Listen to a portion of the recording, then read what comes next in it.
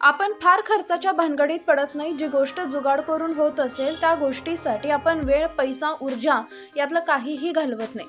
आपण जरासं डोकं लावतो, गोष्टींची जुळवाजुळव करतो, थोडा हटके विचार करतो आणि जुगाड करून आपलं काम काढून घेतो।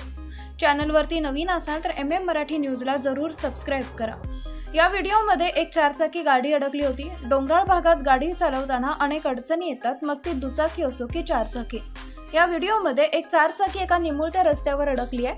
त्या गाडीला पुढे जाण्यासाठी चांगला रस्ताच नाहीये। रस्ता नाही म्हणजे काय? रस्ता छोटा आहे, निमुळता आहे। थोडी जर गाडी पुढे गेली तर गाडी खाली पडू शकते, कारण संपूर्ण गाडी या रस्त्यावर चालू शकेल असा हा रस्ता नाहीच। अरुंद रस्ता। आता ही गाडी ना पुढे जाऊ शकते ना मागे येऊ शकते। का? कारण गाडीने कशीही हालचाल केली तरी गाडी खालीच कोसळणार आहे।